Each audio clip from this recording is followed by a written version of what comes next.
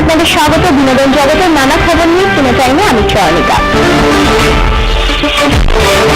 শহরের এক পাঁচতারায় প্রকাশ পেল পঙ্কজ রায়কে নিয়ে বই পঙ্কজ। গোটা ভারতীয় দল উপস্থিত ছিল এই বই প্রকাশ অনুষ্ঠানে, বাদ যায়নি টলিউডের সেলিব্রিটিরাও।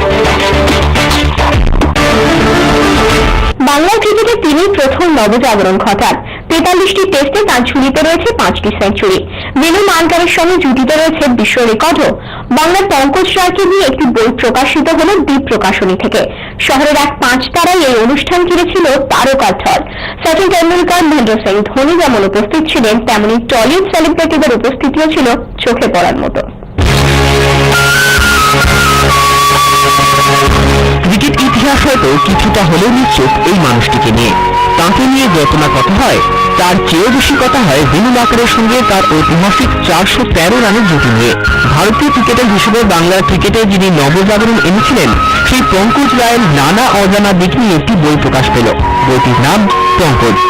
দ্বীপ প্রকাশনী থেকে প্রকাশিত বইটি সম্পাদনা করেছেন পঙ্কজ পুত্র প্রণব রায়।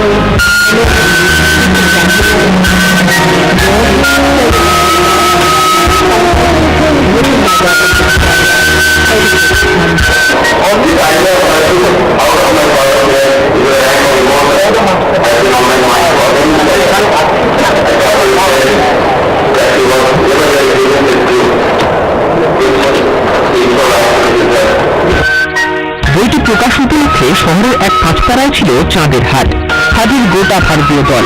ভারতীয় ক্রিকেট অধিনায়ক মহেন্দ্র সিং ধোনি ও সচিন তেন্ডুলকরের হাত দিয়েই বইটি প্রকাশ পেল, যা ঐতিহাসিকই বলা চলে। অনুষ্ঠানে ক্রীড়ামন্ত্রী মদন মিত্র সহ একদিকে যেমন হাজির ছিলেন প্রাক্তন ক্রিকেটাররা, ঠিক তেমনি ভাবেই টালিগঞ্জের কলা কুশলীরাও অনুষ্ঠান আলো করেছিলেন।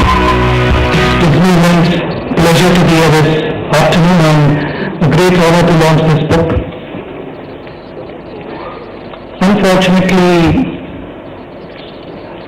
I never got to see the great man play, but heard a lot of stories about him and his contributions to this wonderful sport. Personally, I knew Pankaj as a cricketer, but for me, he was more known to me as Pranab Roy's dad, because when I started playing under-19 cricket, I interacted with each other, and that was the time we got to know about cricket in a closer way.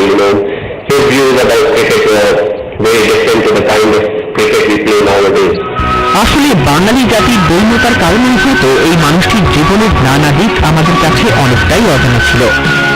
অবশেষে এই বইটির প্রকাশ কোথাও যেন পঙ্কজ রায়ের জীবন ও খেলার প্রতি আলোকপাত করবে। ক্যামেরায় সূর্যশঙ্কর অধিকারীর সঙ্গে শিবাজি চক্রবর্তী, নিউজ টাইম।